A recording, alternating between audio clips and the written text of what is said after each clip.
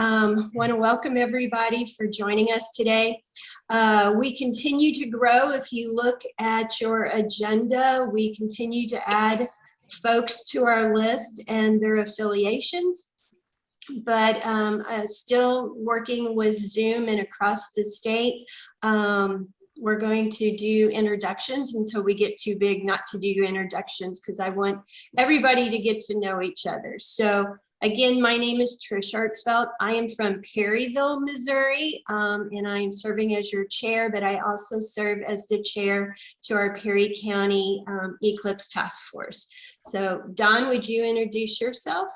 Yeah, sure. I'm with St. Louis. I'm in St. Louis. I'm with the St. Louis Astronomical Society and also with the Astronomical Society of Eastern Missouri. So I'm an amateur astronomer, and I was involved with the last Eclipse Task Force. And so Trish and I have been down this road somewhat before, and this is very exciting to get involved with this particular eclipse. It's going to be very interesting, a lot longer, and more people. So I think it's going to be a big splash, and glad to be part of it.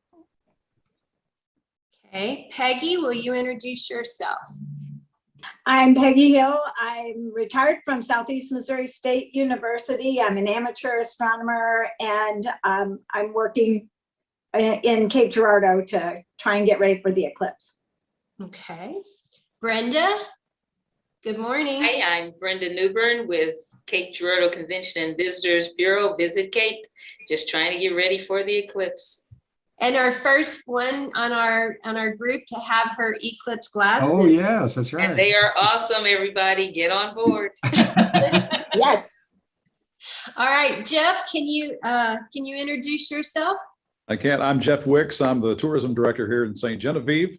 For those who don't know, I'm sort of new to not only tourism, but also to this job here in St. Genevieve and new residents. And when I found out from Trish about the eclipse, I was elated to be part of this. And he also is AKA Santa during this time of year. Busy time of the year, yes. So I should just put my Santa list in the chat box. Is that what you're saying? Let's talk about which list you're going to be on. Yeah. Oh, he's been down this road before, I can tell. All right, Rick, go ahead and introduce yourself. Hi, I'm a new member. I am a president of the Eastern Missouri Dark Sky Observers, which is out of Franklin County. And I was invited by Don. We work with them through the Library Loaner Program, and we're closely with them. We also were involved in working with the Washington Chamber of Commerce during the last eclipse in 2017. And we built a number of exhibits, and we assisted them in their large gathering and observation at the Lions Club Park in Washington, Missouri. So you guys are lucky to be looking forward to this, and we're glad to be a part of it, because we had our appetite whetted with the last eclipse. So All right, fantastic. Nancy, welcome. Thank you again for including me in this. I'm Nancy Ketch. I'm with the town of Holton in Holton, Maine, in northern Maine. This is going to be our first eclipse, and we will be the last place in the United States that you'll be able to see it before it crosses into Canada for good. So appreciate being involved with you folks, where you've got some experience and learning a little bit for our group.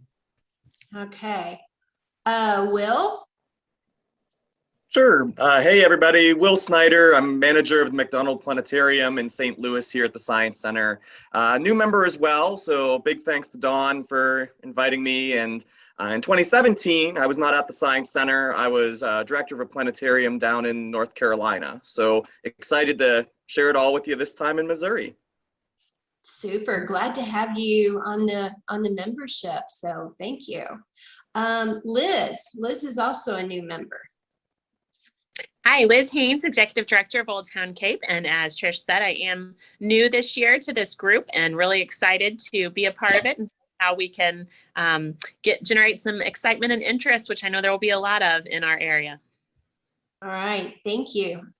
And then we have Vayu. Hello, I'm Vayujit Gokhale. I'm up in Truman State University in Kirksville, Missouri. We are outside the eclipse path, but lots of our students come from the St. Louis area, so we are interested in it, and I'm here to help in whatever way possible.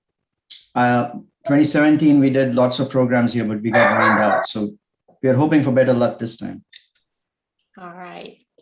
Okay, I think I got a hold of everybody except for Mark. So Mark, if you want to introduce yourself, and then we can enjoy your presentation, your part 2. Okay, thank you, Trish. Yeah, my name is Mark Jones. I'm a member of the St. Louis Astronomical Society, longtime amateur astronomer, just recently retired from Boeing Company here in St. Louis. And I'm looking forward to this upcoming eclipse. All right. And we're looking forward to your part 2. So I don't know if Don has to give you Oh yeah, hang on a second. Let me do my. get your presentation up. I think you should be able to share, Mark, I believe. All right, let me give it a shot here. There you go. See if I can share. Hopefully you're seeing the agenda right now, and yeah, the PowerPoint.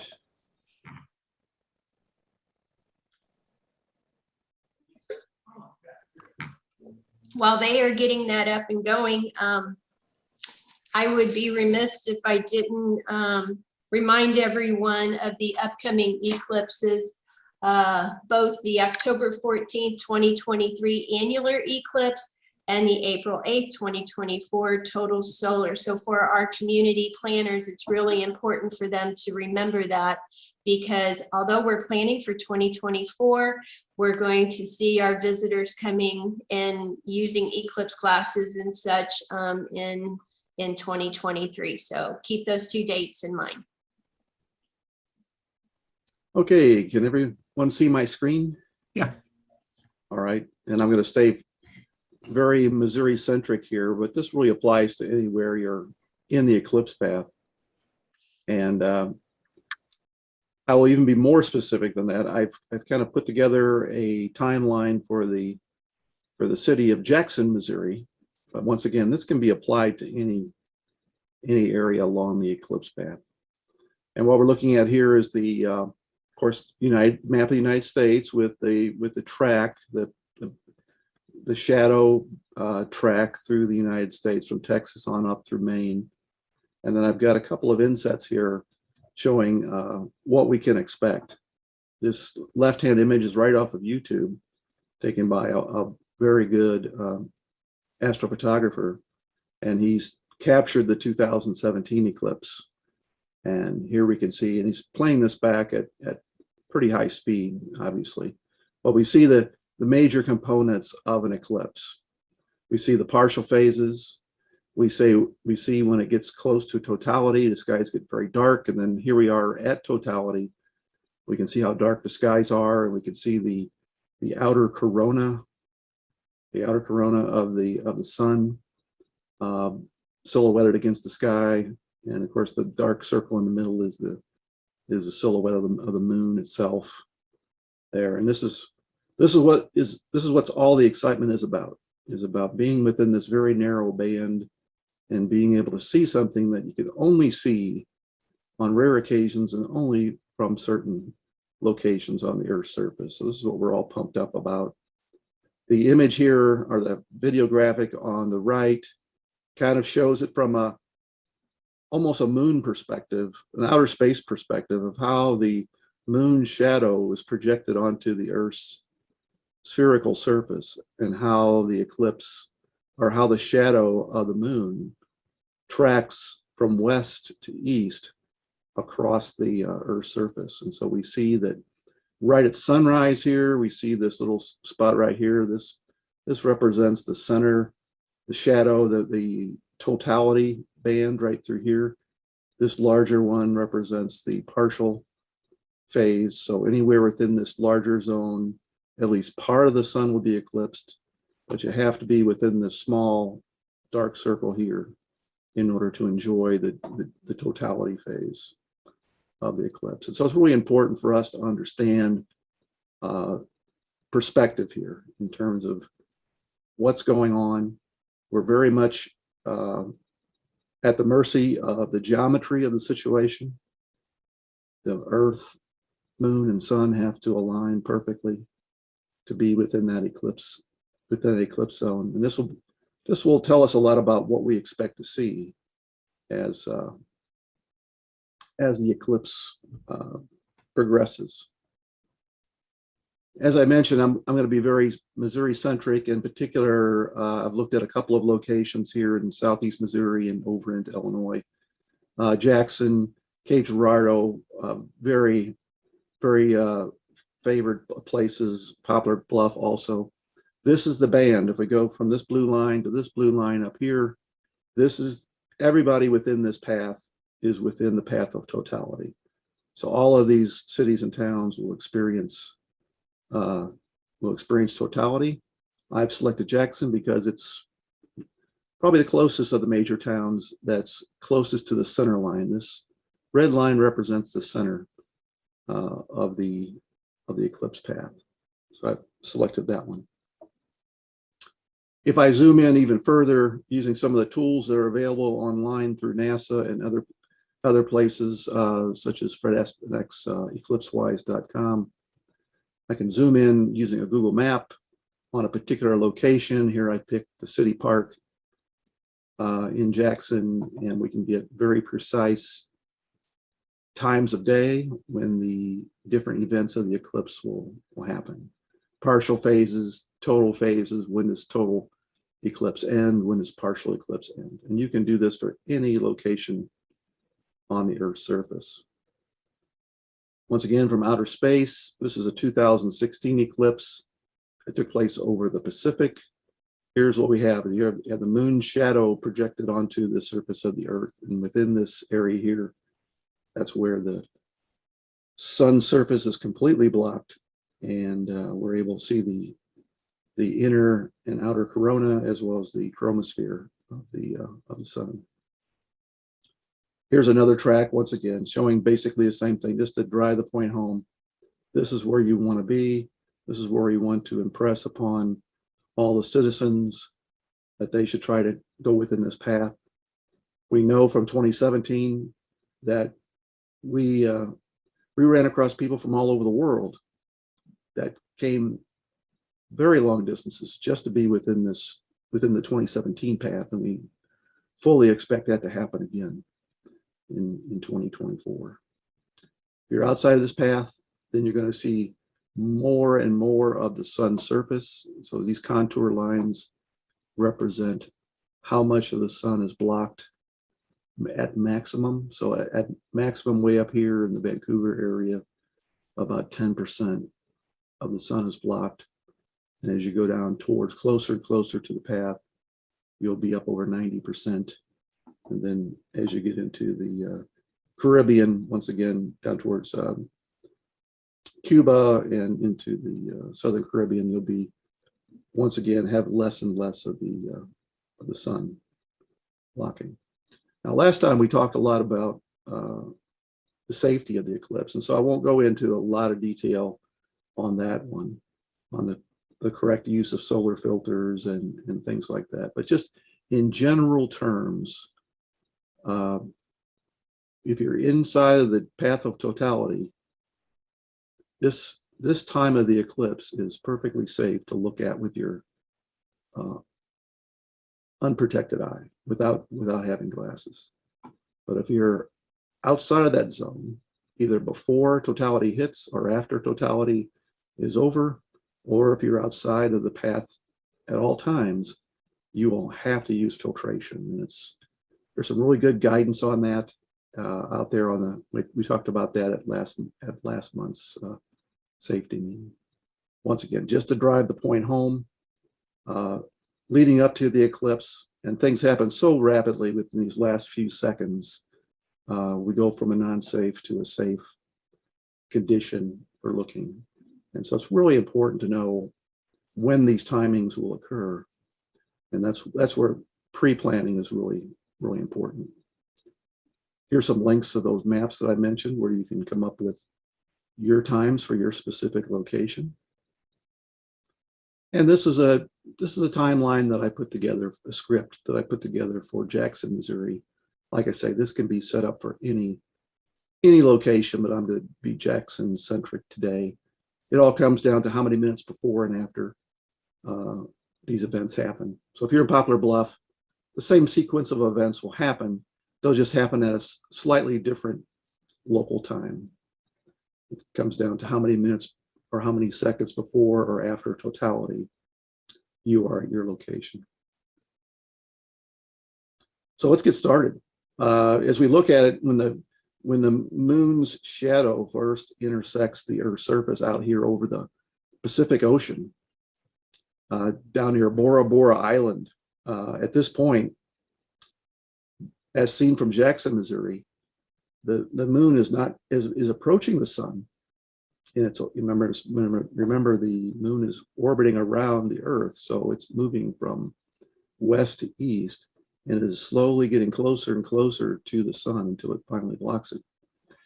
At this early stage, there's no eclipse. So at this time in the morning, 11:39, there is an eclipse happening over the South Pacific, but as seen from Jackson or anywhere on the United States or North American continent, nothing yet. This just hopefully gives you some idea of the geometry that's involved here in getting the alignment we're looking for.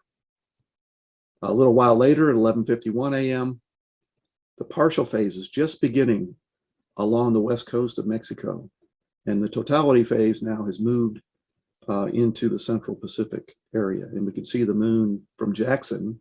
The moon has moved closer to the sun, but as far as any eclipse goes, we're still not there yet. Here we are at 12:10 p.m. The partial phase has just reached the Texas-Mexico border. Once again, you see that from our location here in Jackson, the moon is still separated from the sun. If you were down here on the Texas-Mexico border, the moon would look like it's just touching the edge of the sun at this point. Now, what we'll notice throughout the eclipse is that as the moon starts to block the sun's light from a particular location, we'll have less sunlight hitting our atmosphere, and the temperatures typically will cool down. This is a temperature plot. This is actual data that was taken from Sparta, Tennessee, back in 2017. We can see that the temperature did rise as you'd expect after sunrise. Sunrise was somewhere about right here. So we saw just the fact that the sun was rising in the sky, that the local temperature increased. And you would normally expect it just to increase throughout the day and then decrease at sunset. But here's this major drop that occurred. This corresponds to that to the partial and then to the total phase that occurred in Sparta, Tennessee, around 1:50 in the afternoon on August 21st, 2017. Anyway, back to our simulation here. Now we're finally at 12:38 p.m. and the moon is now just starting to contact the sun's limb or sun's edge. So the partial phase is just now beginning. Here we're at the Arkansas-Missouri border. So we're not quite to Jackson yet, but we're right at the Arkansas-Missouri border. And then finally, just a few minutes later, this is 12:38, 12:41, the shadow has now progressed to the point where it's now starting to hit Jackson, Missouri. And we're just going to start to get a small little bite of a little nick will occur, a little obscuration of where the moon is starting to block the edge of the sun. By about 15, 20 minutes later, at 1:07 p.m., we're well into the partial phases now. We see that the moon has moved and is now blocking a good percentage of the sun. You can look at things like images, pinhole images. We talked about this last month, taken through the tree, leaves on the trees. You can see little images of pinhole images of the sun, crescent sun. At this time, at 1:07 p.m., the moon shadow has just contacted the western coast of Mexico and is moving at 1,500 miles per hour towards us at that point. Here we are at 1:27 p.m. The moon shadow has moved all the way to the border between Mexico and Texas. From Jackson, you can see that almost about half of the sun has been blocked, at least from a radius standpoint, has been blocked by this time. You should see that the amount of light reaching the Earth's surface at Jackson has gone down by quite a bit. An approximation is that the amount of sunlight falling at Jackson, Missouri, at about T-minus 33 minutes is about equal to the sunlight that the surface of Mars receives. So if you were on the surface of Mars, here's a NASA photograph of the sunrise on Mars. We are now receiving at this point about as much light as the planet, the surface of Mars would receive on a normal sunny day. Here we are at T-minus 30 seconds. We should start to see the sky start to darken a little bit as the shadow approaches. The atmosphere continues to cool down. And typically, unfortunately, clouds tend to form as the upper atmosphere cools down. So it's not uncommon to see clouds start to form at about this T-minus 30 minutes or so, as more and more of the sunlight is blocked. If we keep going, here we are only 15 minutes away from totality from Jackson, Missouri. We get more of a thin crescent of the sunlight, the sliver of the sun left behind. The sky gets darker in color. Darkness really begins to close in, and you get some really funky shadows. And in this picture here shows a bush. The shadows are very harsh, very sharp, and it just seems eerie or unreal in a way. You normally get softened shadows just by direct sunlight, but you'll start to see some very interesting effects in the shadow effects. Things get very crisp as we get closer and closer to totality, as this sliver of sunlight continues to decrease. Now here we are 10 minutes prior to totality. Enough of the sun is blocked at this point. Excuse me, let's kill that. That now we're essentially as if we were out in the asteroid belt. The amount of light falling at Jackson, Missouri at this time is about equal to if you were standing on the surface of one of the asteroids in the asteroid belt. And so animal behavior starts to change at this time. You know, you start to get animals starting to go to roost or lay down or be confused. Dogs bark, things like that. The winds tend to pick up at about this time as the atmosphere cools. And when winds pick up, you run the danger of your solar filters being blown off of your telescope. So please make sure that you've got your solar filters tied down very, very well. Use tape or whatever, but make sure that those cannot blow off of your telescope as the winds pick up. Now here we are at 1:54 p.m. The speed of the shadow is increased up to about 1,800 miles per hour. We're about 3 minutes away from totality as seen from Jackson, Missouri. Here's the sliver of the sun left behind. Darkness seems to be growing very rapidly. The darkness floats higher and higher into the sky, and the amount of sunlight hitting the Earth's surface is about equal to that of hitting the planet Jupiter at this time. So we keep moving further and further out into the solar system as the amount of light dims. Here we are at about T-minus 1 minute and counting until totality at a very small sliver of sunlight left behind. You can start to see the silhouette of the moon's dark silhouette starting to crop in. You might start to see the corona start to appear along the western edge. Along the eastern edge, it'll be intensely bright. little sliver of solar surface left behind. And the amount of light hitting the Earth's surface at this point is about equal to that of if you were circling or orbiting around the planet Saturn. Now here we are, T minus 20 seconds, and things are happening very, very rapidly at this point. The amount of sunlight is equal to that of about being at the planet Uranus.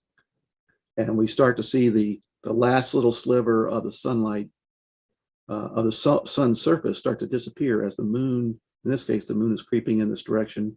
You start to pick up this silver set of beads that occurs through this area.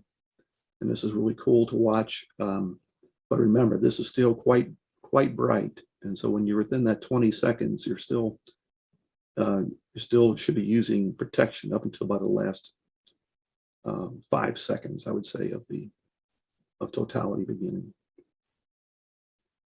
Here we are now only 4 seconds away from totality, just a very small amount of slivers left, as we saw in the video on the previous page. And the amount of sunlight hitting the Earth's surface is about the same as what you would have from the planet Pluto. Now, from here on out, the solar surface itself, whoops, excuse me, moved ahead. The solar surface itself is almost completely blocked. So we need to know more about the solar anatomy to understand what we're going to see throughout totality. So we're going to have a little anatomy lesson here when it comes to the sun. The sun, as we see in the sky, is made up of the surface of the sun. It's really called the photosphere. And that is the intensely bright object that we see in the sky every day and what we see during the partial phases. The atmosphere of the sun, which is made up of the lower chromosphere and the upper chromosphere and the corona itself, are totally invisible to us because they're so dim as compared to the bright surface of the sun that we never see these during a normal eclipse or a partial eclipse. It's only when the moon blocks the photosphere or the sun surface do we actually have a chance to see these other regions. And these other regions are really quite interesting scientifically, and they're very colorful and are amazing to see. So this is where we want to concentrate on. So as the moon blocks the solar surface, we start to pick up the lower and the upper chromosphere and then the corona during this time. To put it in perspective of how big the sun is, whoops, go back here again. Here's the edge of the sun. Here's this chromosphere that we talked about. If you were to place the Earth right on the surface of the sun, you would see that this chromosphere is as large or larger than our Earth itself. So it's a big area, but because it's so far away, it looks quite small and it's difficult to see unless you have the moon blocking the bright surface of the sun. So here we are sitting here, we've got an image of the sun, or sorry, the moon completely blocking the sun, and we're just picking up the chromosphere. And it typically puts out a very bright pink or reddish color, the chromosphere does. It made up primarily of hydrogen, and the emission lines for hydrogen are in the distant red part of the spectrum. So to our eye, we perceive that as kind of a pinkish red. You also see the prominences coming off the limb of the sun that are that same color. So this is a great time. I use binoculars at this time, or a small telescope, to look at the sun. Since I'm not looking at the sun's surface, but looking at the atmosphere, it's safe to do that without protection, without solar filtering. And then this is a picture taken about mid totality, when the moon is directly in the center of the sun. The complete atmosphere of the sun should hopefully be visible in all directions. And here we can see this chromosphere, and we can see the prominences. Sometimes these prominences are detached from the surface. They're like puffballs that come up off the surface and detach from the surface. You can see them. And then you see this chronosphere or corona excuse me, surround the sun as well. So all that is happening within these last few seconds of totality, and then for the duration of totality, which is about 4 minutes for most parts in Missouri. So it's seems like a long time, but it goes so fast, and there's so many things happening at once. It's best to try to break it down in your mind as to what's going on. So here we are, 2 seconds away from totality. This is a video. This is a picture taken. This is unfiltered, showing how intensely bright the sun is. Even that last little sliver of sunlight is so bright, it's dazzling. But we can start to pick up the chromosphere and the corona on the western side of the sun. Okay, 1 second later, I mean, we're seeing the flash of this chromosphere pop into view. It'll be gone in just a matter of seconds. Remember, that's a very small little layer, very thin layer, and the moon's moving so rapidly that you'll only have a few seconds to capture the brightest part of this inner chromosphere. That's typically what scientists are looking at. And by this point, you definitely want to have your glasses off at this point. You want to be looking at this with your unaided eye, or even with binoculars is safe. The shadow is racing from southwest to northeast at about 1,800 miles per hour across the state of Missouri.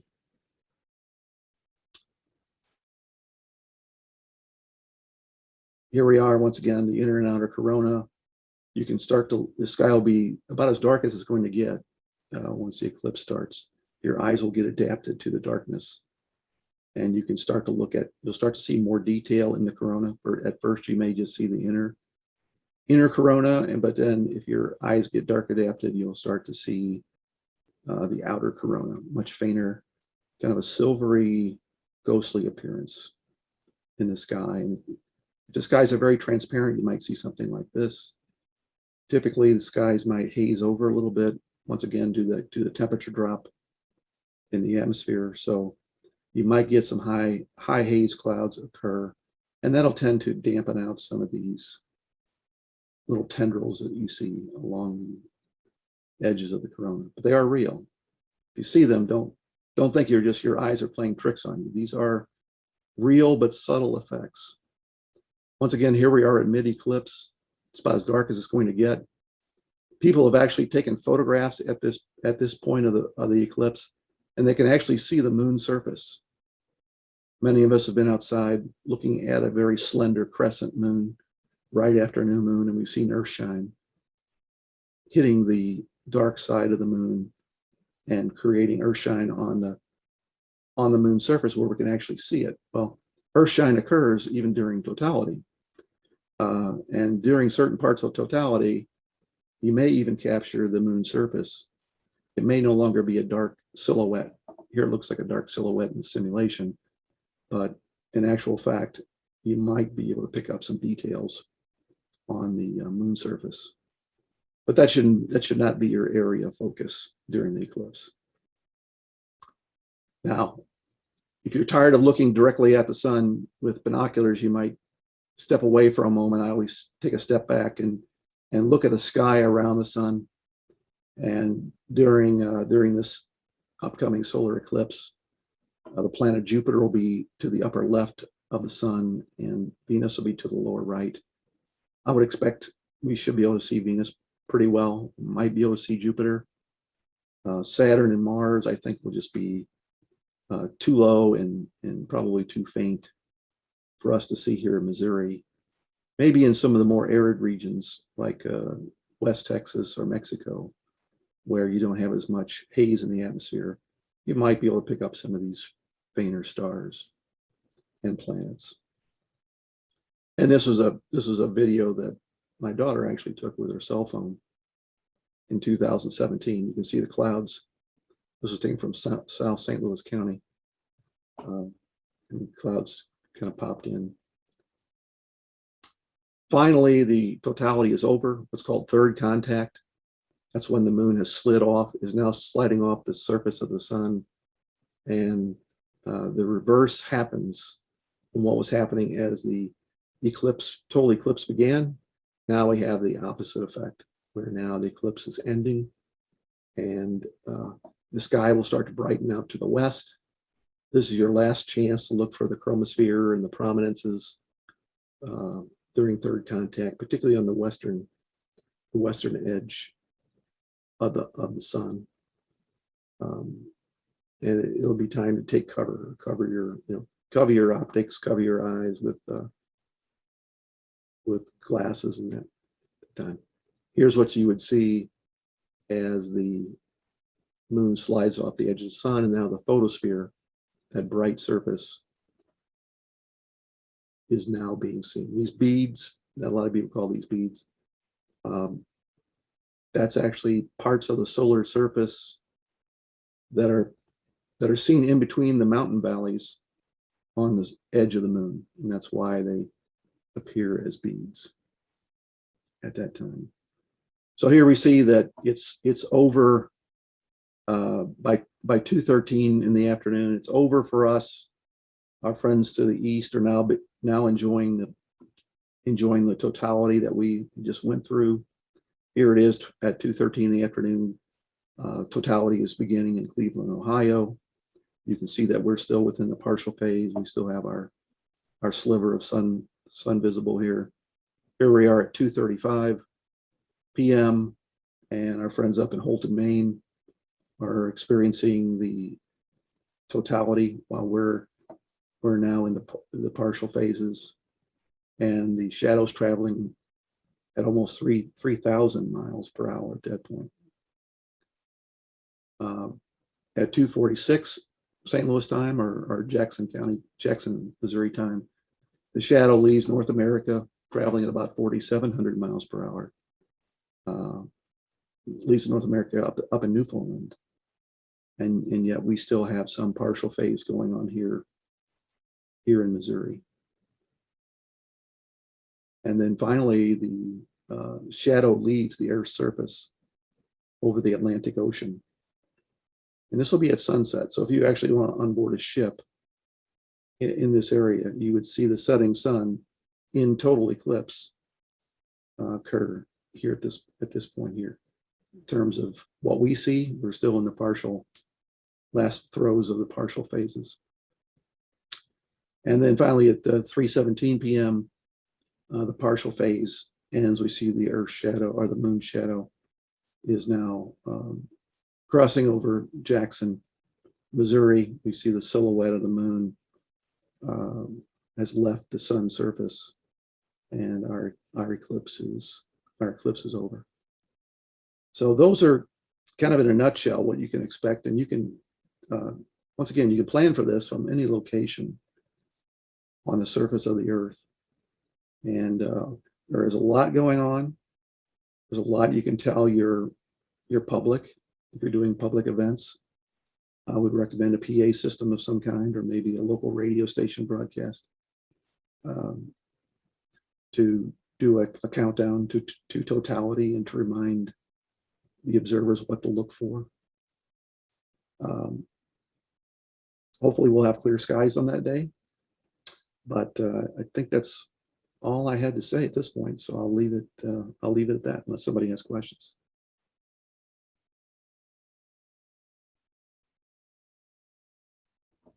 I think you're muted there, Trish. I think Vayu has a question. Go ahead, Vayu. No, I was just applauding for a good talk. Does anyone else have any questions for Mark?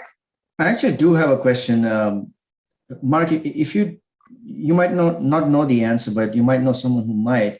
So we talk about safety with the glasses and everything. Do we have any stats or at least anecdotes about something happening to people after the 2017 eclipse with respect to their eyes for not taking appropriate precautions? I don't have any personal data on that. I think that the American Academy of Ophthalmology and Optometry probably have collected some of those. In general, there is reports after every eclipse. The vast majority of those reports are temporary in nature. It's very difficult to stare at the sun. You try it yourself on a normal day, you'll notice that it's very difficult to stare at the sun. It hurts, and therefore your blink reflex will keep you from harming your eyes. Luckily, most effects are temporary. You might have some snow blindness almost, or some some temporary effects that usually resolve within a few days or a few weeks. But we want to avoid those also.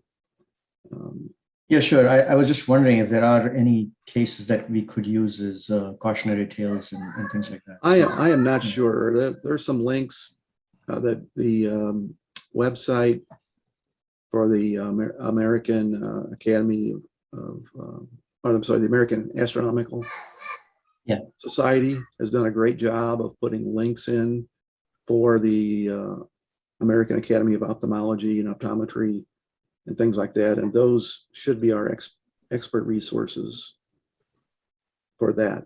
Everything I have is anecdotal in nature. And I do have a lot of experience with eye damage or what damage thresholds are for eye damage with lasers and things like that. And it is normally very difficult to damage your eye by looking at the sun, but there's no doubt that people have had those issues, particularly if they're compromised medically. They're sensitive to light for some reason. Some medications are like that, where you're overly sensitive to light. And so those folks need to be very, very careful. So I would always direct people to those reference links on the American Astronomical Society webpage. Okay, got it. Thanks. Okay, anyone else? Mark, thank you so much. I don't think the whole time that I was going to meetings and stuff for 2017, I heard the word earthshine. So that's something that's new to me. It was maybe talked about, but I was one of the things that I didn't pick up from my first time around. So thanks. Some good information here for us planners to use moving forward. In lieu to Vayu's question, Don, do we have any updates on our Eclipse glasses? Well, actually, Vayu can give you an update. Vayu? Okay. Yeah, so Truman State went ahead and ordered 20,000 Eclipse glasses from Rainbow Symphony, and they were good enough to incorporate like not just logos, but the entire design from Truman. So they're open to that as well, or at least they were open to us for that. So that was really nice because we got a decent price and our design essentially. So that was great. And we have kept open the possibility that we might order even more. So just to give you perspective, we ordered 20,000 and the population of our town is only 15, 16,000. So we've ordered even more than the entire population of our town because last time we sold them like hotcakes, and I was able to convince my administrators that we can actually make some money as well as get some publicity out of it. So that's great. Right. You know, I would stress what we've been saying all along, and maybe for those that of you that are new, the last time they really produced a lot of glasses. We just in St. Louis did over 500,000 glasses just through our program. This time, the people are much more aware of the eclipse. There's 4 times the population in the eclipse path. And what the manufacturers are telling us is if you want glasses, you need to get them now because the demand is going to be very high. We have a really great price. We don't know what the cost of the materials will be. It's probably going to go up at some point when the demand's so high. So they're encouraging people not to wait to get their orders in. You know, we've got a great design. We've negotiated a really great price. And if you work through our task force, you can get a very good price and get it produced early. And chances are you're probably going to even want more later, but I'd get your orders in. Yeah, so Get it in, and I will also add that make sure in your community you take the lead saying, hey, get the glasses from us because they're certified. Look at this logo with the certification that the manufacturer will provide.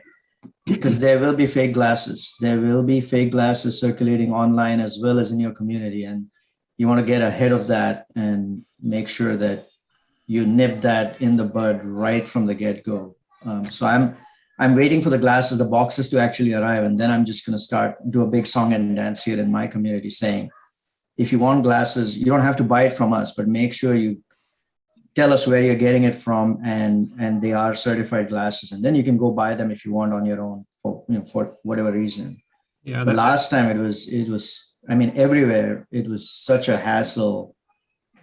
I mean, I spent a lot of time and we were not even in some sense, since we weren't in totality, we had to be worried about glasses even more, I suppose. And it was just half the time, at least, I was just dealing with these glasses that the health department here was circulating, and I could see my tube lights through them. I mean, it was terrible. So yeah. Anyway. Yeah, we had a lot of discussion about the last time, and particularly when Amazon started coming out with glasses. And what I kept cautioning everybody is that, yeah, you can look at the ISO standard on the glasses, and it can look like it's perfect, but they're not necessarily the real glasses. So it's not just getting the correct ISO standard. It's also making sure you know the chain of custody. In other words, where did this come from? Who bought them?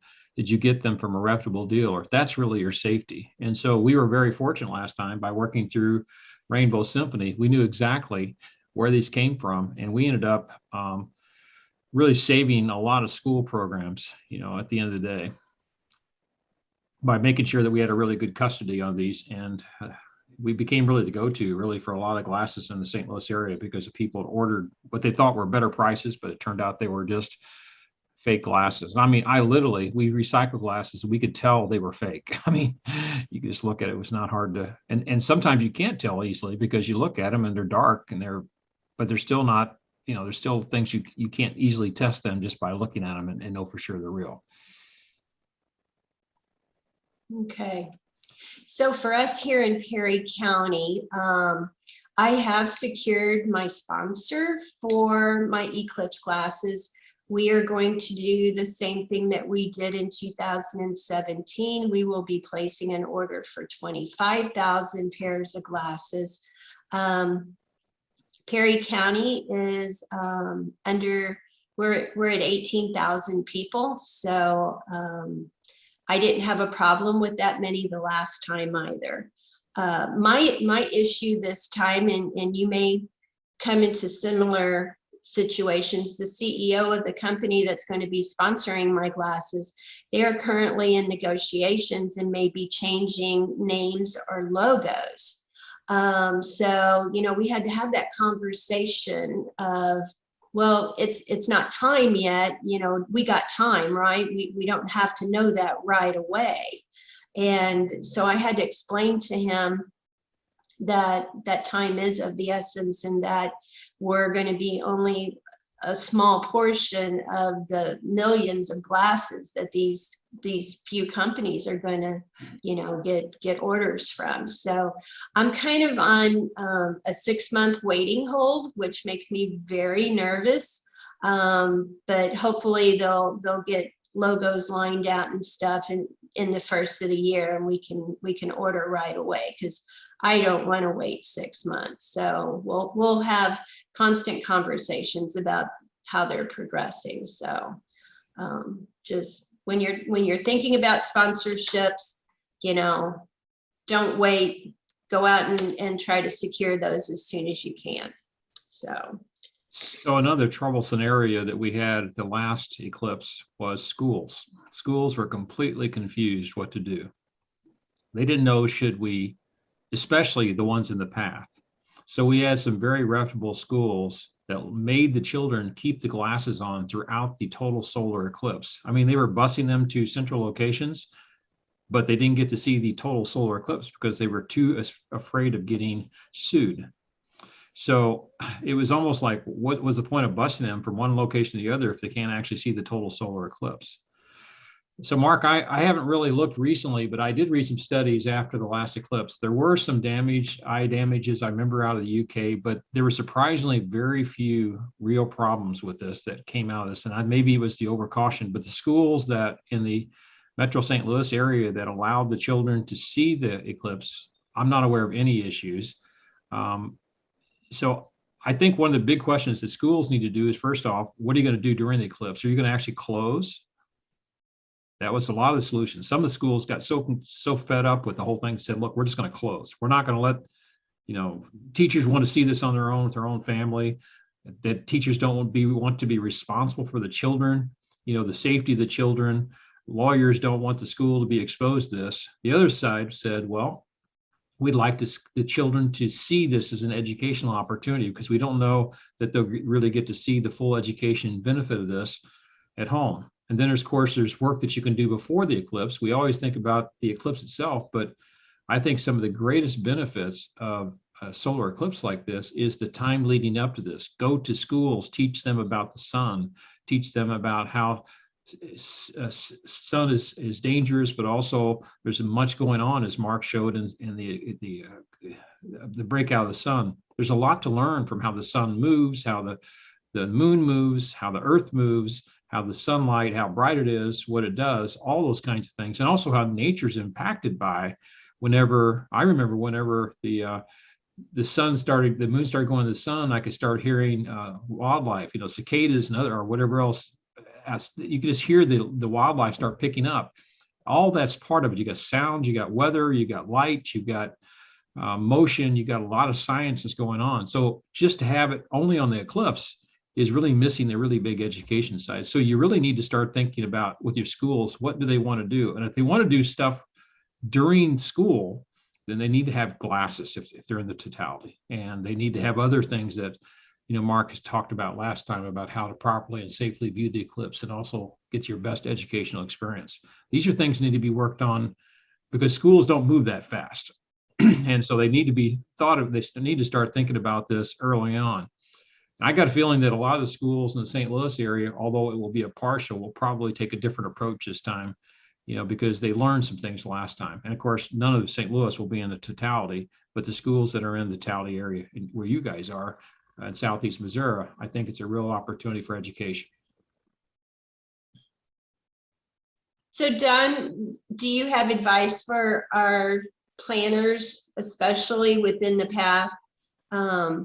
When should they reach out to schools or share information with their schools? I think it's not too early to start having the conversation. The schools may not want to really make decisions on this, but sometimes you need to get schools within a district to talk to other schools within other districts, and they sort of want to do the same kinds of things together. They don't want to be like the lone wolf doing one thing and somebody else is doing everything. Schools don't get together as groups that often, so they probably ought to have this on their radar. They probably need to start thinking about, they want to budget for glasses and buy glasses. And as we know, they don't want to wait too long, because the pricing could go up. And what you don't want to do is get counterfeit glasses by trying to just fill in something at the last minute, right? This is a really good chance, I think, for them to start the conversation. Now, as far as educational opportunities, there's a lot to be learned, and there are some national groups going on right now that we learned a lot from last ones, but I think this upcoming eclipse, they'll be even smarter, more focused about different kinds of educational opportunities. But there's a lot to do, and the children can have a lot of fun with this, and so can the teachers. But they need to start planning now because it's not just the education. You got to get the curriculum in place and also the tools necessary to do that properly. Okay. Yeah, Don, along those lines, we need to engage with the educators, and at each district, I think, we got to get them on board with the opportunity to see the eclipse, and for them to do some of their own background investigation. But NASA and the American Astronomical Association and so on, they're all promoting it as being a safe event. You just have to do it the right way.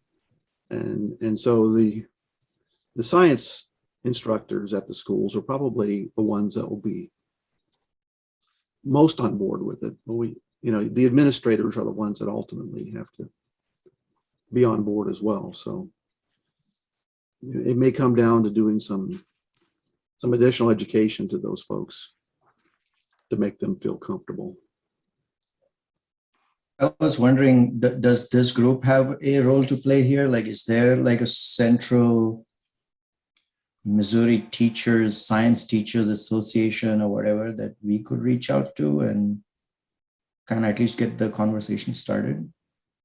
I think it's a really good point. First off, Trish and I are involved at a national level. So there's some big stuff going on, and we're getting together periodically, and there's an education group. But I do think the state of Missouri, I believe last time Angela Speck from Mizzou, who's now moved to Texas, was involved in that. So we really probably should get that conversation going. And by you might have some connections in that world, or maybe some other folks do. But that is something that we need to start the conversation, because there was a lot that went on last time. Angela laid a lot of the groundwork for that. And there's other statewide things we need to think about as well, everything from safety to all that kind of stuff. What I understand, though, is that I believe the national group is working at a national level to reach down to different states and so on. So I think there's some work doing there, but there's not been very much done yet. I think it's still very much in an organization stage at this point. But I believe they're planning to really ramp up and do what they admit what they did last time was they felt like they were very fragmented. They weren't very organized. Everybody was doing kind of their own thing, and they're making a much bigger attempt this time to be much more thoughtful about how they approach this and working with each other groups and providing better information. At the end of the day, it turned out to be a huge deal, and this one's going to even be bigger because of just the population it's going to go through, and the fact it's much longer. We're not going to have to really explain to people what it is this time. They're going to be all about trying to get things done. I wonder if we could get Angela to come speak to the group here. Maybe do a 1-hour session with her, with the thought of like lessons learned from her 2017 experience. She traveled all around the state. Yeah, she gave many talks and developed a lot of relationships. And I wonder if something like that, she'd be willing to speak to the group or speak to one particular person and share some of those things with us, because we really need someone to kind of fill that role, I think. Mm-hmm. Absolutely. I know she would, Mark, because Angela was one of our guest speakers here a few months back. And so she is always willing to come back and talk to us on any topics concerning this event. So yeah, Okay. we can certainly reach out to her and have her scheduled for an upcoming meeting. So I know Sophie was another one with Rainbow Symphony. We talked about having her come on here and speak to us as well concerning the glasses and any other questions we may have on solar glasses. So I should add too that we're recording all these, and we are posting these to it's a unlisted YouTube account, I believe it is, so that you can actually access it later. So it's whatever we have like today and prior meetings. So what's probably going to happen here is that we're going to start building our group size. It's going to start getting a little snowball effect, and that means it's going to get more and more people. So we got to really time this to the right point where we get the maximum or the best benefit of the large group. Although people can go back and watch them, I think to have them interacting with Angela and whatever else so they can ask questions would be even better. So this was a process last time. It just took a little while. It took 3 years to be an overnight success. And I think what we're starting to see here is we got 20, 30 some odd folks right now, and this will probably double pretty quickly. And so it'll start getting a much larger group. All right, guys, we're at the top of the hour. I do want to give Peggy an opportunity to talk too. We've been working on moving forward on some of our expo plans. And so Peggy, do you want to just give a little brief comment on some of the work we've been doing in our region, Southeast Missouri?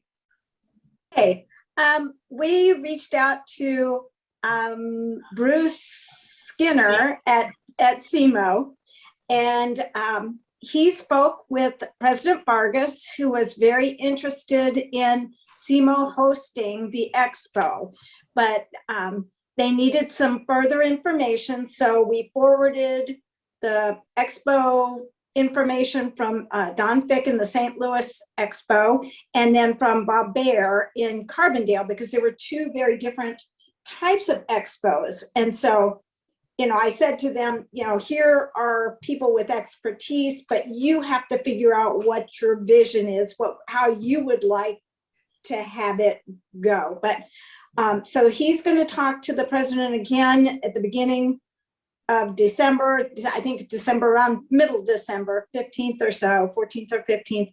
And we need to answer a few questions about the type of expo that they could expect and what we would like to see, because I think it needs to be a shared vision. I think it needs to be something that represents everybody.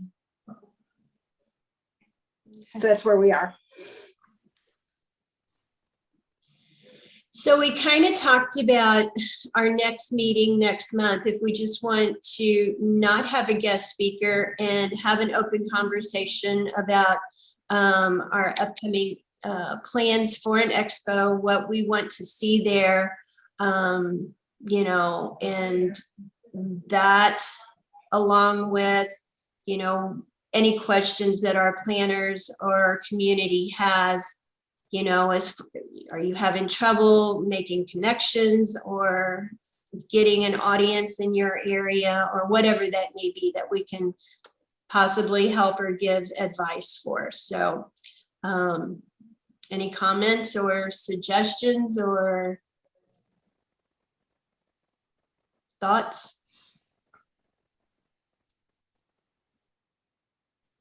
So the question for the group here, is there enough activity in your area that you could have a discussion about what you've got going on, or is it still too early?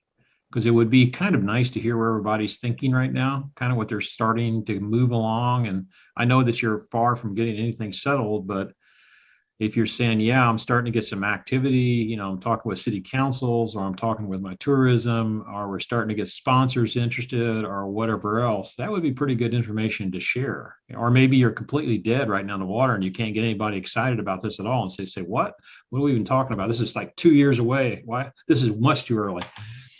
I think we're far from dead in the water, Don. I think SEMO is already, they've already got a group together that is planning events and stuff, because that, what year is it, Peggy? Is it 2023? They Yes. have 150th anniversary.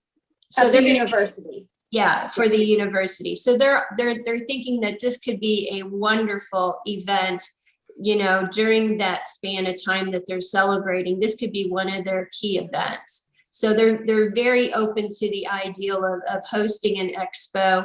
I think they're looking at us to say, who would the lead on that expo be? Would it be the Missouri Eclipse Task Force, or would it be the university? Are we going to gather the speakers? Are we going to, you know, put out calls for booths and things like that? I think they're looking for some structure from us on what our capacity would be to help out with this expo. But I think they're more than happy to play this into their overall events for that year. So let me clarify. What I meant by that is not the overall, because I do think there's some stuff, but I'm talking about individual communities. In other words, is Cape getting anything going? I know they got their glasses, but what beyond that, what are they kind of thinking about? You know, what about some of the other towns, you know, St. Genevieve, whatever else? Have you started the conversation? That's more what I'm talking about, individual small community updates, like here's what we're doing and the issues that we're facing and the barriers and things we're overcoming, kind of thing. What's going on in the St. Louis Science Center? I know you guys are starting to plan on this. So what's the update with that? That would be stuff that I think that would help feed.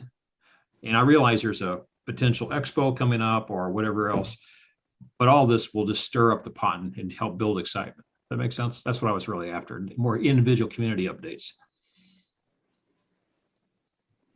Sure, I think we can do that. Will, I see Will doing a lot of head shaking. I'd love to hear what's going on at the Science Center, and of course Nancy is out of state. So, you know, we're always interested in what everyone's doing.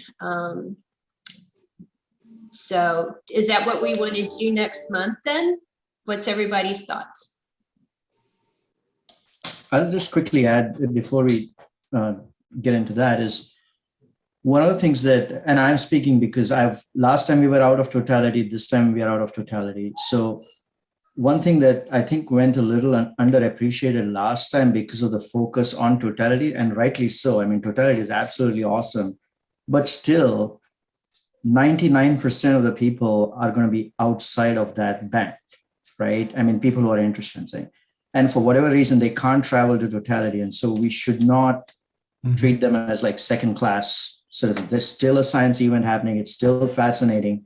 If you can make it to totality, or if you're already in totality, great. But then what do these other people do who can't travel? You can't travel all your 1,000, 5,000 students into totality. So I think we should have some, I think we shouldn't give them short thrift. I think we should focus a little bit on that because most people are going to be out of totality. And to your point, Vayu, I think that the October partial is a totality partial for everybody. It's a great warm-up act. And so just to focus on that. And the other thing that I got, and I actually got this after, you know, I was like speaking blue in her face. Well, I was at 99.9% of it. That was probably good enough, right? No, not the same thing. So there's definitely, like, if I'm really close, it's probably almost the same. It's not. It's like, you know, smelling your neighbor's barbecue and you're not actually getting it, kind of thing, you know. So to understand that very important distinction is a big thing. But I agree, there's so many people that are going to be working, they can't take off, they just got to do, maybe it's a library, a school, or whatever else. They're not moving everybody to Southeast Missouri for that short time. And so it's just going to have, they're going to have to work with what they got. Nancy? You're on mute. You're on mute. Couldn't get my cursor in the right spot. There you go. I actually just have a question. We're working on putting a presentation together to take to some of our community organizations and our town council. And I'm wondering if any of the communities that went through this in 2017 have any economic data, or at least some anecdotal stories about the economic impact that your communities received.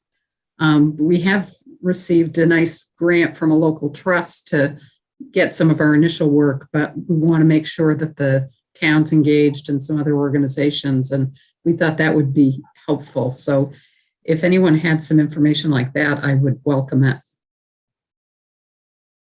Okay.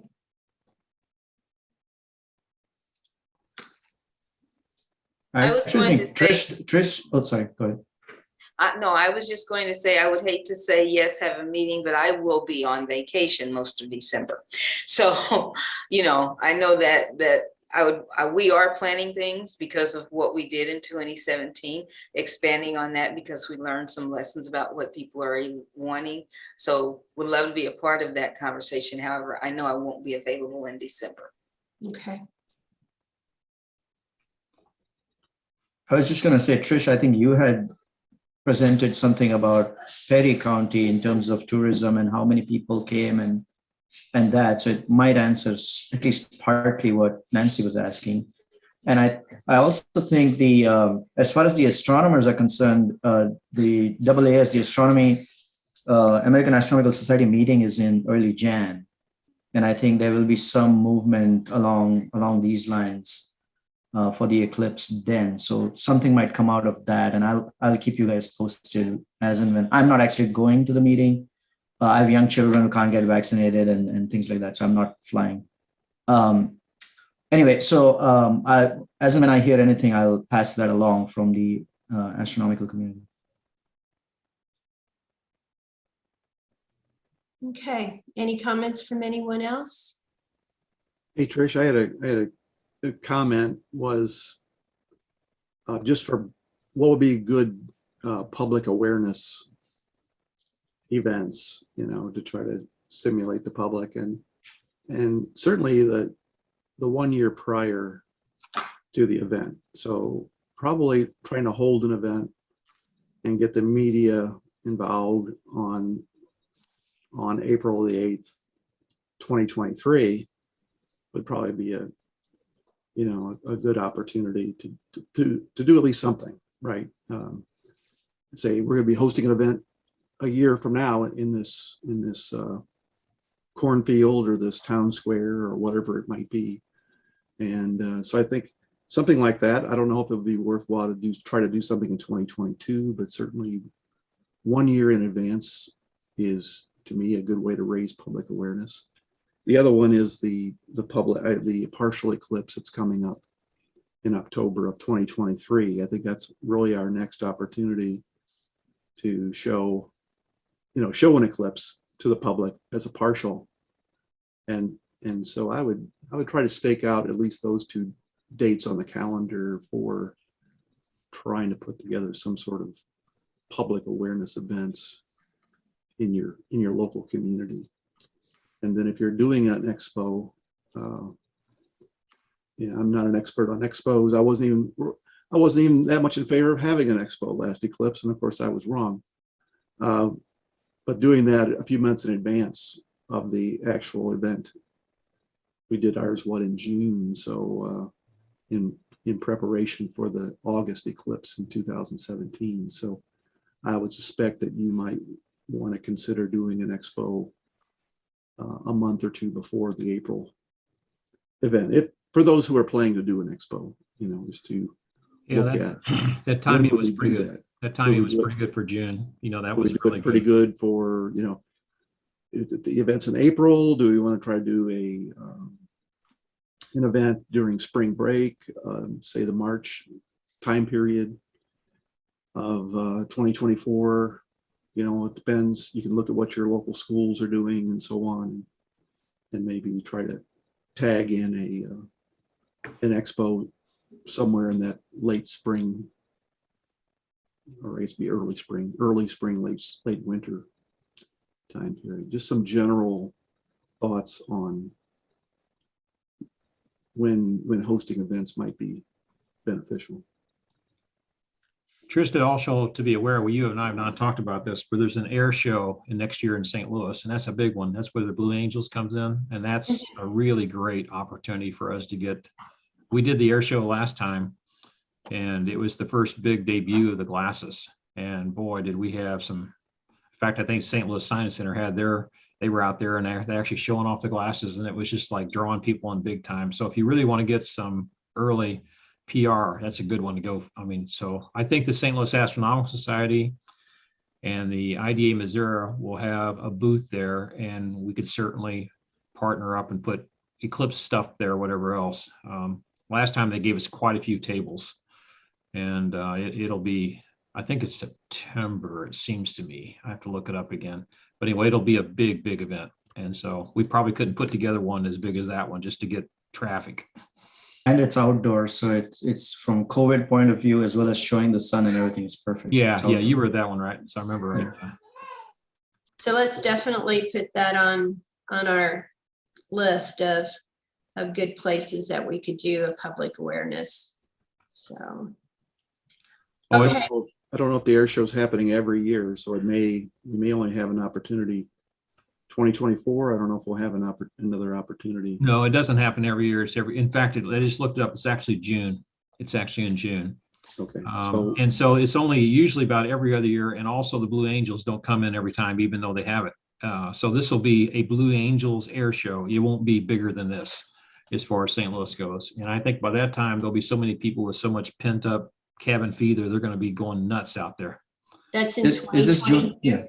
Yeah, this is a June. Hang on a second here. Shoot. So that may be June 11th and June 11th and 12th is the dates. Yeah, 2022. Yeah. So they've reached out to me because I've been the coordinator of that. And normally what we do, we've done in the past, is I'll get half a dozen tables or more, and we'll bring sun spotters and solar scopes and all kinds of stuff. And IDA Missouri, we're going to set it up. I think I'm going to be added to that too. That was a pretty big deal. So what I did was they only give us so many tables. So I cheat. I do this really well, by the way. I get IDA Missouri to get a group, and I get St. Louis Astronomical Society to get a group, and I put them all together, and we get lots of tables that way, right? And so we just share, and we staff it, co-staff it, and all that. And so because you have to have liability insurance and all that, so you basically, by these two groups working together, we get double the size. And we had a lot of track. I think Value, you were there, is that right? Yeah, I was there last year. Yeah, we had a ton of people. Plus, it's just fun. It's like usually a 2-day event. It's a long 2 days, but it's good. It's a good event. And we need to have a lot of business cards, a lot of displays, whatever else. And normally what will happen is that we will recruit, like, I think, Rick, you guys might have been out there last time. We'll just recruit helpers. We set up like scheduled all day, like here's how many helpers we need, and we have them kind of come in and work shifts. And so if you've got stuff for like your communities or whatever else, that's a really great way to promote things. June 11th and 12th, 2022. Okay, well, I put that on my calendar. So, okay, so it is like almost 20 after. So if we do another meeting in December and we just kind of mirror where we're at now, it's going to be the week of Christmas. So the question is, should we have one in December? Because are we going to get enough attendance here to make it worthwhile? I think if you do this sharing thing, you need to have a large group, as much as you can get. In other words, I don't know. So do we just take December off for the holidays and then reconvene in January? Value, when is the AAS meeting? First week of Jan. Yeah. So if we look at like January the 25th or something, then maybe we could all circle back around. And I know we will have had some of our local eclipse meetings and stuff by then too, so. Yeah, what I think would be good, Trish, is if we can just set up a regular time of the month, whatever the 3rd or something, or whatever you want to say it, so that we can not only have the people here know when it is, but we can start recruiting people to say, hey, without even talking to the task force, just set this up. This is the time of the rest of the year, and they can book their calendars. Otherwise, and I know that not everybody can make every one of these, but it simplifies things a lot to have that date and time. And they are recorded, so if you can't attend, you can still listen to it. But and I would love to do that moving forward in January, starting a year off, and let's just pick a day and a week. And I think you just do that. And you know what? If it turns out we have to change it because it's just a bad time, then that's fine. We can do that. But I think to have a permanently set recurring meeting that's just done. Yeah. You want to decide what that is, Trish, or maybe you have the group right here to say, how about this date, and let's just go with that, whatever that date is. Because we've been pretty fluent, up until this point, but we've had smaller groups. So I'm going to propose Tuesday, the 4th Tuesday of the month, unless somebody else wants to counter with that. 4th Tuesday. So the first one would be the 25th. Yes. And what time? Well, and that was also something that, we talked about if we wanted to keep a day meeting through the work day. We started out over lunch having sandwiches, and we've grown to Zoom now. So, I'm fine with the 11 to 12 unless it works differently. So I would like to hear from anyone else if this is good or if it's bad. In 2017, we always had our meetings in the evening. So I don't know.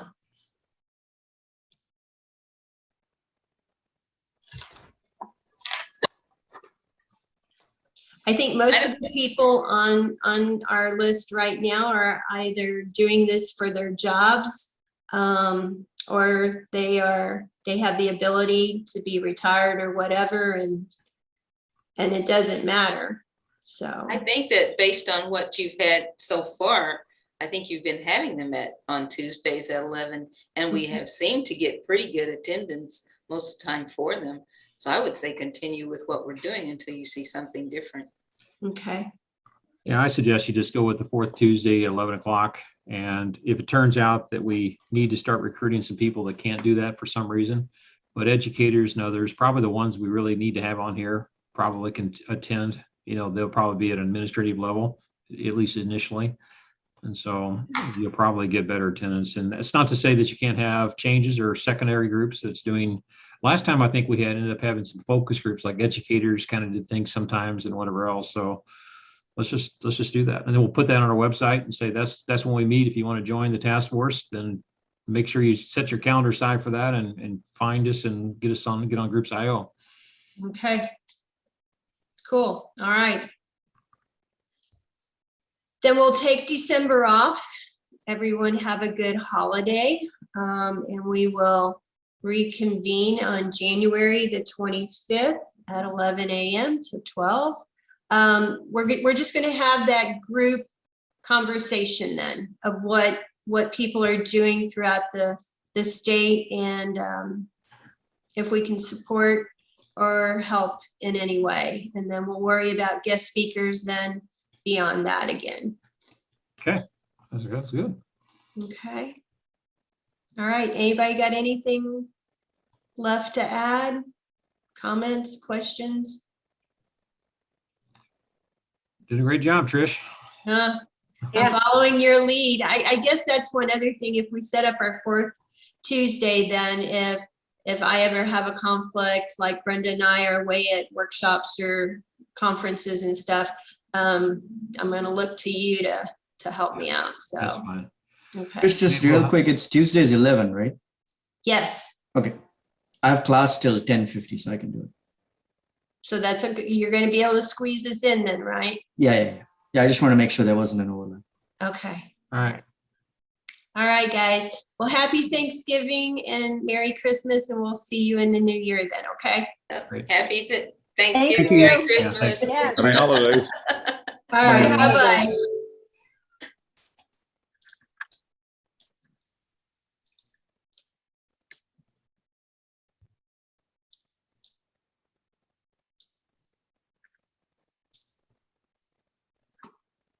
Okay, Don. Yeah. All right. I feel good about that. I'm glad we finally got a date set. So I know we were kind of waffling there for a while.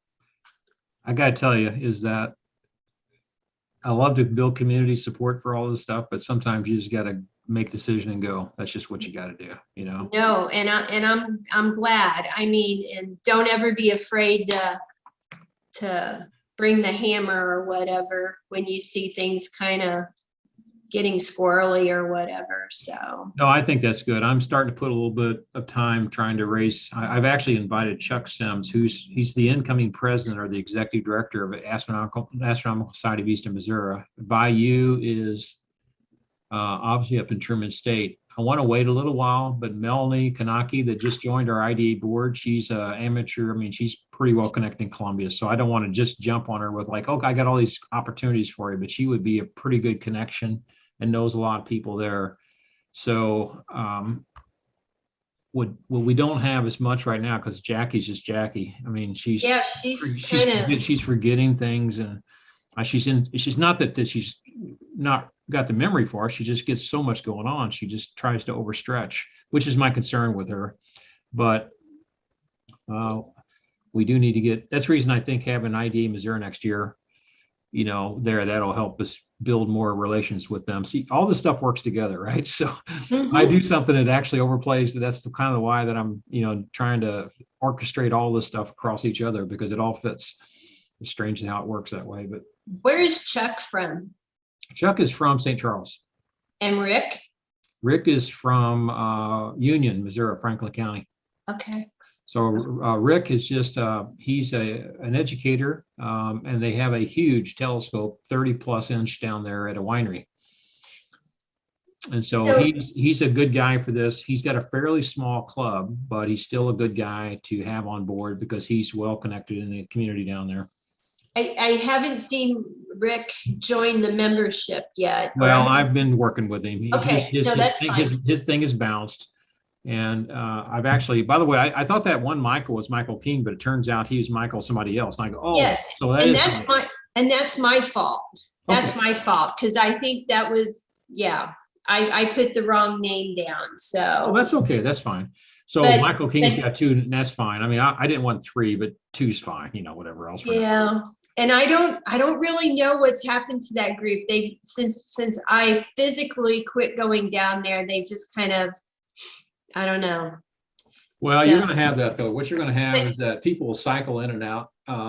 We had some that just kind of like jumped on it, and then when they went away a while, then all of a sudden they start popping back up and they go all both feet in, you know? Yeah, no, I'm not going to worry about it too much. I've kind of circled around Christy there. She was my point person for SEMO, but I think they have a lot of restructuring and assigning different jobs and stuff with SEMO.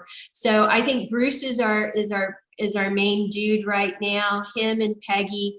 I'm going to be meeting with Peggy and Liz next week, I believe it is, for lunch. And so Liz is new, she's with Downtown Cape.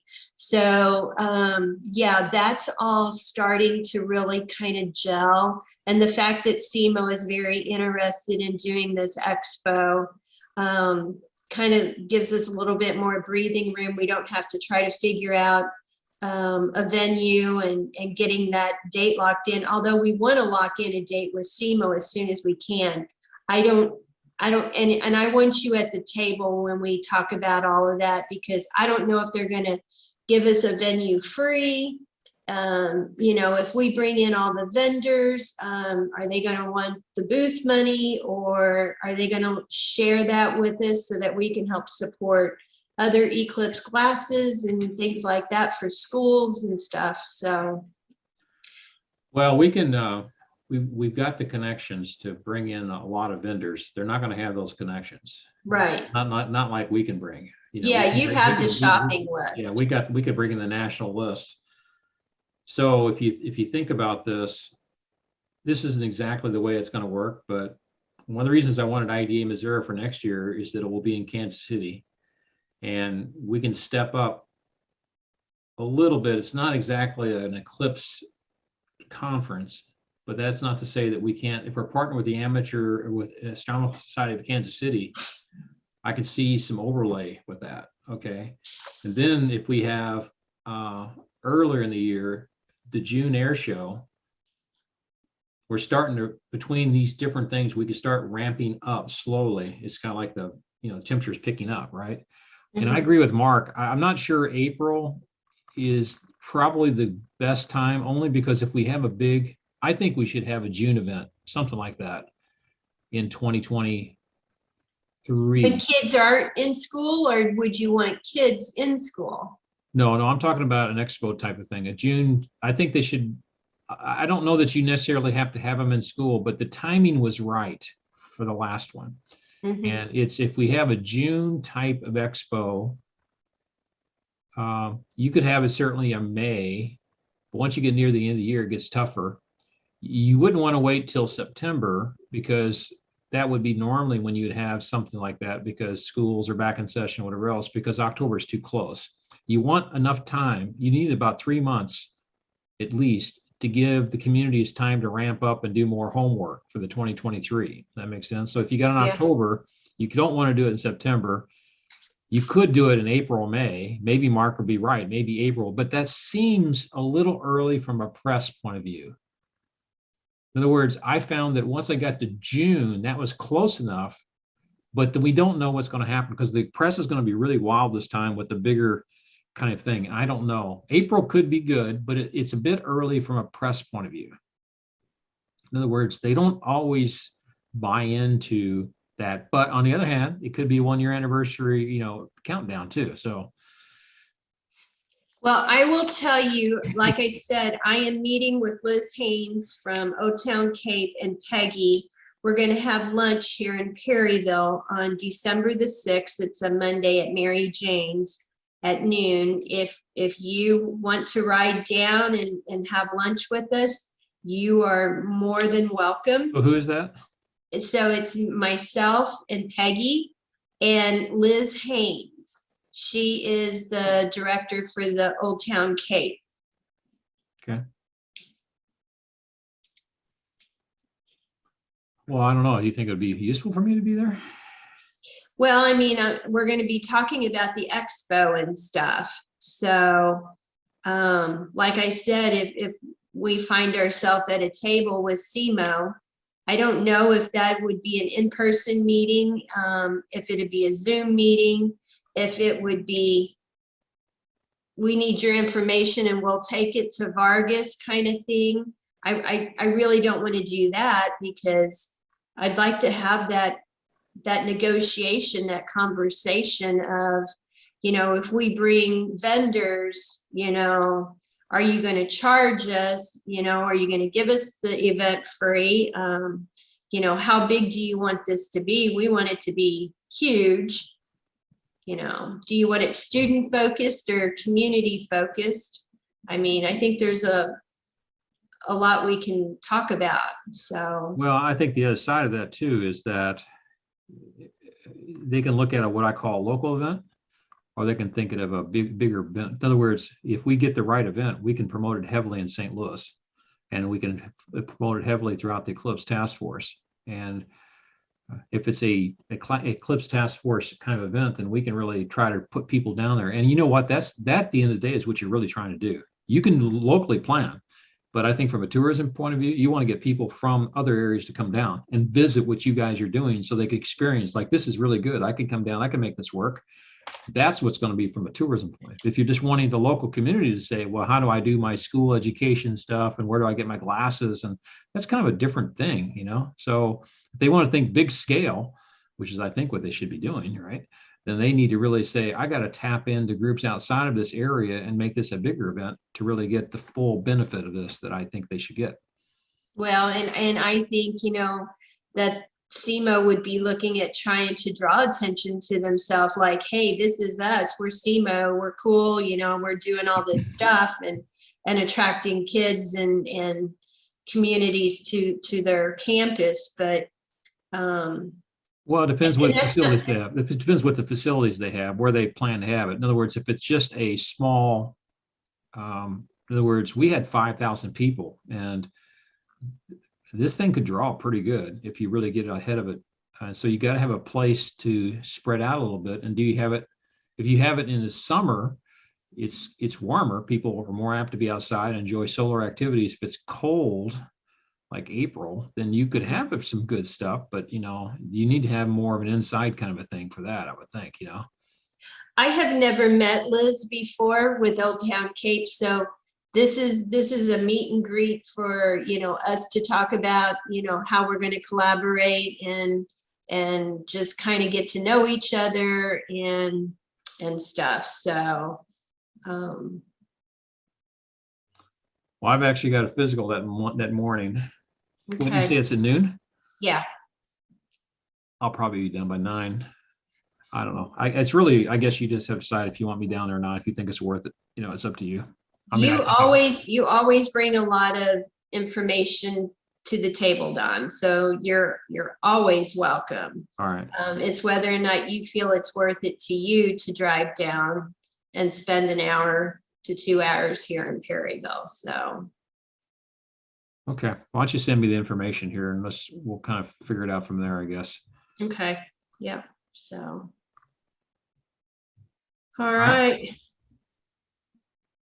Well, I'm excited we're getting more and more visitors. I need to reach back out to the Mark Twain people, National Forest. They had their meeting, but I haven't had anybody reach out to me. I know that Rich Hall, who conducts all those meetings, him and I played a little bit of phone tag, and I need to just pin him down too. So. You know, it made me think, and I know, again, you don't want to play these things too fast, but Mark Twain, we really like to get them engaged with IDA too. You know, they really need to. There's such an opportunity for those guys. And that's kind of been our core mission anyway, right? Mm-hmm. But again, you don't want too many asks at once, but once we build a relationship, it's a natural segue to talk about other stuff related to that, you know?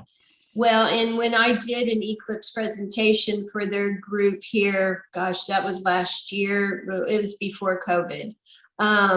You know, that was the whole thing behind it. It was that you guys should be doing this 365 days a year. You're a national forest. You have dark skies. You need to be having locations and promoting these locations within your park for people to come and look.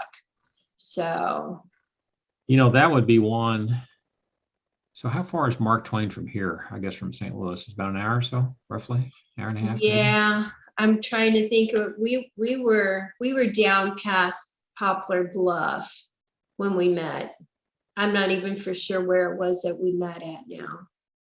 They had some kind of regional forest thing going on down there, so. Well, at the right time, that would be a good group just to go down and visit.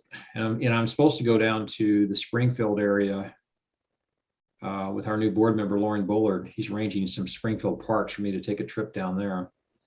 Loring has wrote books before. Oh, yeah, he has. What? I know I have his books because Yeah, I I've was, got it here, somewhere here. It's nice. He's got, it's really nice. It's about the prairies and things like that. I think he's big in the waterways. yeah. So that name was familiar when you said it, so. Yep. Anyway, that's a good one right there that we might be able to double whammy that, just go down and introduce ourselves and, kind of thing, and get these guys engaged. Sometimes it takes that to get it going. Okay. All right. Okay, well, I'll try to follow up with Rich and Teresa who run those meetings and circle back around and ask them if we can ever have a conversation, see Okay. how we can help them, so. All right, sounds good. Well, I'll get this recording out there probably tomorrow by the time I get to it, but it has to go through the rendering process and all that, and I'll trim off the front part of it, I guess, or everybody's just chit-chatting, so. Yeah, I realized that I was thinking I was doing a good job of getting all the emails and stuff out there. And then I realized when I went to Google Docs that I hadn't been posting the minutes in the minutes thing. So I am a little behind on that. Well, yeah, that's all right. That's fine. All right, sounds good. All right, Don, thank you so much. Yeah, thank you. Bye-bye. All right, bye-bye.